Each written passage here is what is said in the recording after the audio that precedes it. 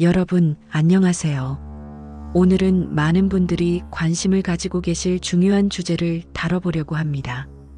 바로 요양병원의 수면제 처방 문제입니다. 부모님이나 가족을 요양병원에 모신 분들이라면 한 번쯤 이런 의문을 가져보셨을 거예요. 면회를 갔는데 부모님이 항상 주무시고 계시거나 전보다 반응이 느려진 것 같다는 느낌을 받으신 적 있으시죠? 혹시 약을 너무 많이 먹이는 건 아닌지, 건강에 문제가 생기는 건 아닌지 걱정되셨을 겁니다. 실제로 최근 조사 결과 요양병원에서 수면제가 과도하게 처방되고 있다는 사실이 확인되었습니다. 일반 병원에 비해 무려 22배나 많은 수면제가 처방되고 있었어요.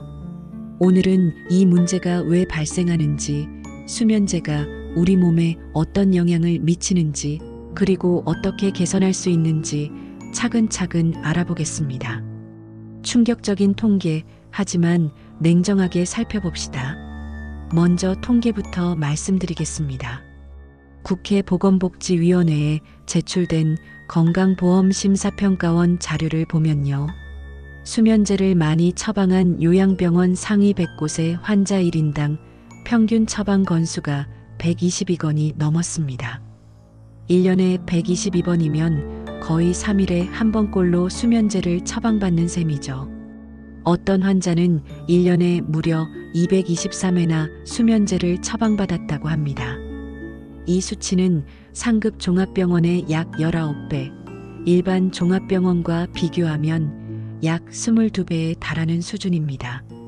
상급 종합병원 환자 1인당 평균 처방 건수가 6.25건이었으니까요. 이 숫자만 놓고 보면 정말 충격적입니다.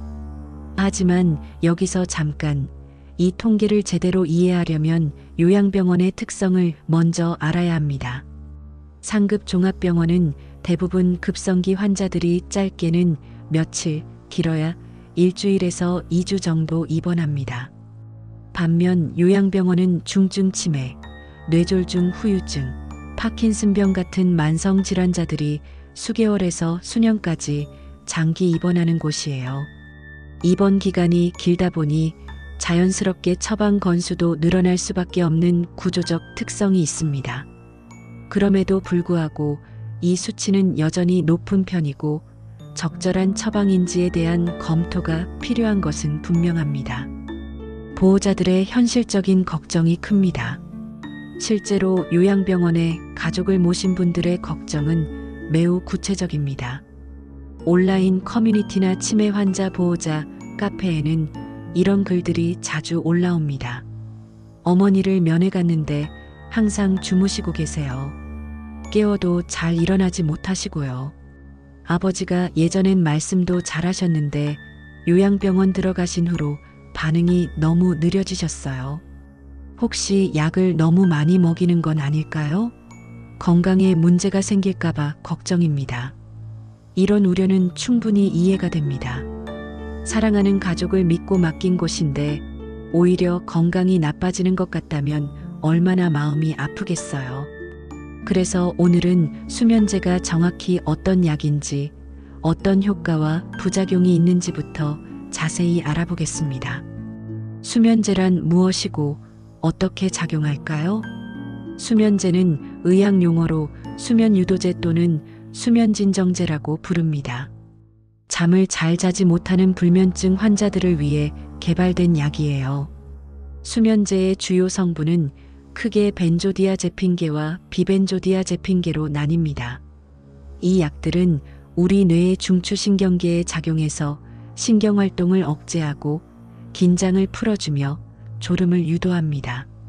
쉽게 말하면 뇌를 잠시 쉬게 만드는 거죠. 불면증으로 고통받는 분들에게는 정말 효과적인 약입니다. 밤마다 잠을 이루지 못해 뒤척이던 분이 수면제를 복용하면 빠르게 잠들 수 있고 숙면을 취할 수 있어요. 단기간 사용했을 때는 삶의 질을 크게 개선시켜줍니다. 특히 급성 스트레스나 일시적인 불면증에는 매우 유용한 치료수단이죠. 하지만 여기서 중요한 것은 단기간 사용이라는 점입니다. 수면제는 본래 2주에서 4주 정도의 짧은 기간 동안만 사용하도록 권장되는 약이에요. 수면제의 부작용, 특히 어르신들에게는 더 위험합니다. 문제는 수면제를 장기간 복용했을 때 나타나는 부작용입니다. 첫째, 내성이 생깁니다. 처음에는 한 알만 먹어도 잘 잤는데 시간이 지날수록 같은 용량으로는 효과가 줄어들어요. 그러면 더 많은 양을 먹어야 잠들 수 있게 되죠. 둘째, 의존성이 생깁니다. 약 없이는 잠을 이룰 수 없게 되는 거예요. 약을 끊으려고 하면 오히려 더 심한 불면증이 찾아오는 금단 증상이 나타나기도 합니다. 셋째, 낮 시간에도 영향을 미칩니다. 수면제를 먹고 자고 일어나도 약 성분이 몸에 남아 있어서 낮 동안에도 졸리고 집중력이 떨어지고 머리가 멍한 느낌이 계속됩니다. 넷째, 그리고 이게 가장 중요한데 어르신들에게는 낙상 사고 위험이 크게 높아집니다. 수면제는 근육의 긴장을 풀어주기 때문에 균형 감각이 떨어지고 걸을 때 비틀거리게 될 수 있어요. 특히 밤에 화장실을 가다가 넘어지는 사고가 자주 발생합니다. 낙상은 고관절 골절로 이어질 수 있고 이는 어르신들에게 매우 치명적입니다. 다섯째, 기억력과 인지 기능에도 악영향을 줍니다. 치매가 있으신 분들의 경우 수면제가 증상을 더 악화시킬 수 있어요. 여섯째, 호흡 억제 위험도 있습니다. 특히 폐 기능이 약하신 분들은 수면제로 인해 호흡이 느려지고 얕아져서 생명이 위험할 수도 있습니다. 이 때문에 세계보건기구 WHO와 국내외 의학계에서는 수면제를 가급적 최소 용량으로 그리고 단기간만 사용할 것을 강력히 권고하고 있습니다. 특히 65세 이상 어르신들에게는 더욱 신중하게 처방해야 한다고 강조하고 있어요. 그렇다면 왜 요양병원에서는 수면제를 많이 처방할까요? 이제 요양병원의 현실을 들여다볼 필요가 있습니다. 요양병원 의료진의 입장을 들어보면 불가피한 측면이 분명히 존재합니다. 첫째, 치매나 선망 환자들의 돌발 행동 문제입니다. 밤에 갑자기 소리를 지르거나 배회하거나 다른 환자의 방으로 들어가는 등의 행동을 하는 경우가 많아요. 요양병원은 대부분 4인실이나 6인실 같은 다인실로 운영되기 때문에 한 환자의 돌발 행동이 다른 환자들의 수면을 방해하고 안전을 위협합니다. 둘째, 낙상사고 예방 문제입니다. 밤에 환자가 혼자 침대에서 내려와 돌아다니다가 넘어져서 다치는 사고가 정말 많이 발생해요. 특히 뇌졸중 후유증이나 파킨슨병 환자들은 균형 감각이 약해서 낙상 위험이 더 큽니다. 셋째, 간호 인력 부족 문제입니다. 요양병원은 일반 병원에 비해 간호 인력 배치 기준이 낮아요. 밤 시간에는 간호사나 간호조무사 한두 명이 수십 명의 환자를 돌봐야 하는 경우가 많습니다. 이런 상황에서 환자 한 명이 계속 돌아다니거나 소란을 피우면 다른 환자들을 제대로 돌볼 수가 없게 되죠. 그래서 어쩔 수 없이 수면제에 의존하게 되는 구조적 문제가 있다는 게 의료계의 설명입니다. 넷째, 장기 입원 환자의 특성입니다. 앞서 말씀드렸듯이 요양병원 환자들은 수개월에서 수년까지 장기 입원하는 경우가 많아요. 그러다 보니 처방 건수가 누적되어 숫자상으로 크게 보이는 측면도 있습니다. 하지만 이대로 두어서는 안 됩니다. 이런 현실적인 어려움은 충분히 이해가 됩니다. 하지만 그렇다고 해서 어르신들에게 계속 수면제를 과다 처방하는 것을 정당화할 수는 없어요. 약물로 환자를 조용히 만드는 것은 일종의 화학적 구속이라는 비판이 나오는 이유가 바로 여기에 있습니다. 환자의 존엄성과 삶의 질을 지키면서도 안전을 확보할 수 있는 더 나은 방법을 찾아야 합니다. 그리고 다행히도 이미 여러 해결책들이 제시되고 있어요. 지금부터는 실질적인 개선 방안에 대해 말씀드리겠습니다. 개선 방안 첫 번째, 인력 확충과 환경 개선이 필요합니다. 가장 근본적인 해결책은 간호 인력을 늘리는 것입니다. 충분한 인력이 있으면 환자 한 명 한 명에게 더 세심한 관심을 기울일 수 있어요. 밤에 환자가 잠을 못 이루면 옆에서 이야기를 들어주거나 간단한 마사지를 해주거나 따뜻한 차를 제공하는 등 비약물적 방법으로도 충분히 도울 수 있습니다. 또한 낮 시간에 충분한 활동을 제공하는 것도 중요합니다. 야외 산책, 가벼운 운동, 작업 치료, 음악 치료 같은 프로그램을 통해 낮의 활동량을 늘리면 밤에 자연스럽게 잠이 옵니다. 햇빛을 충분히 쬐는 것도 수면 리듬을 정상화하는 데 큰 도움이 돼요. 병실 환경 개선도 필요합니다.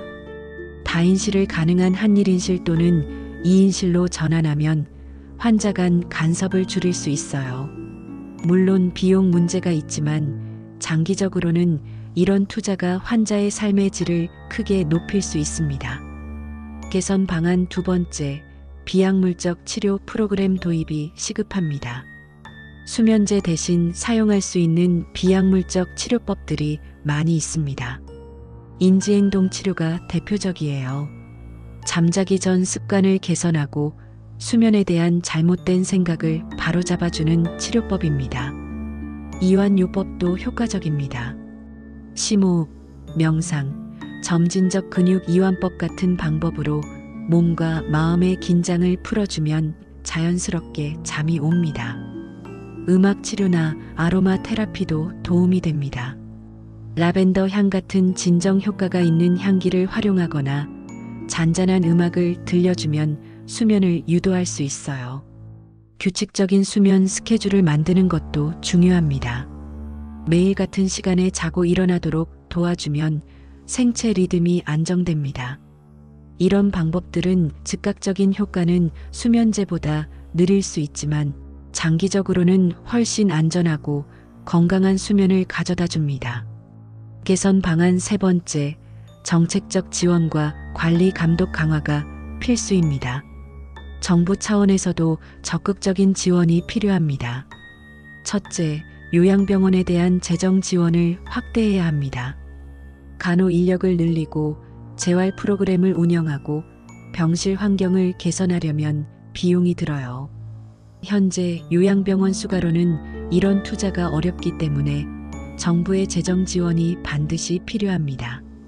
둘째, 수면제 처방을 줄이는 병원에 인센티브를 제공하는 제도를 도입해야 합니다. 예를 들어 비약물적 치료 프로그램을 적극 운영하고 수면제 처방률을 낮춘 병원에는 가산점을 주거나 별도 지원금을 지급하는 거예요. 셋째, 보건당국의 관리 감독을 강화해야 합니다. 정기적으로 요양병원의 수면제 처방 실태를 점검하고 과다 처방이 의심되는 병원에 대해서는 현장 조사를 실시해야 합니다. 처방이 환자의 상태에 맞게 적절히 이루어지고 있는지, 정기적으로 재평가하고 있는지 확인하는 거죠. 넷째, 보호자 교육도 중요합니다. 보호자들이 수면제의 부작용을 정확히 알고 병원에 적극적으로 의견을 제시할 수 있도록 교육 프로그램을 제공해야 해요. 보호자 여러분이 할 수 있는 일이 있습니다. 요양병원에 가족을 모신 보호자 여러분도 할 수 있는 일입니다. 첫째, 정기적으로 면회를 가세요. 자주 방문해서 부모님의 상태를 직접 확인하는 것이 가장 중요합니다. 약을 얼마나 드시는지, 낮에 활동을 하시는지, 말씀이나 반응이 예전과 달라지지 않았는지 세심하게 살펴보세요. 둘째, 담당 의사나 간호사와 적극적으로 소통하세요. 어떤 약을 복용하고 있는지, 왜 그 약이 필요한지 설명을 듣고 궁금한 점은 주저하지 말고 물어보세요. 만약 수면제를 처방받고 있다면 꼭 필요한 건지, 용량은 적절한지, 언제까지 복용해야 하는지 확인하셔야 합니다. 셋째, 비약물적 치료를 요청하세요. 가능하다면 낮 시간에 산책이나 활동 프로그램에 참여할 수 있도록 요청하세요. 병원에 이런 프로그램이 없다면 보호자가 직접 방문해서 함께 산책을 하거나 이야기를 나누는 것도 큰 도움이 됩니다. 넷째, 필요하다면 다른 병원으로 옮기는 것도 고려하세요. 모든 요양병원이 같은 건 아닙니다. 환자 중심의 돌봄을 실천하고 비약물적 치료를 적극 시행하는 좋은 병원들도 많이 있어요.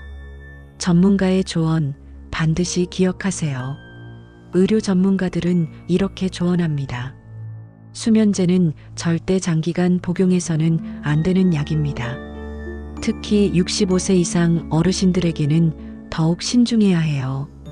만약 지금 수면제를 복용하고 계시다면 반드시 의사와 상담해서 용량을 점차 줄여나가거나 다른 방법으로 대체할 수 있는지 논의하세요. 절대로 갑자기 약을 끊어서는 안 됩니다. 금단 증상이 나타날 수 있으니 반드시 의사의 지도 아래 천천히 줄여나가야 합니다. 그리고 수면제보다 훨씬 안전한 방법들이 많다는 것을 기억하세요.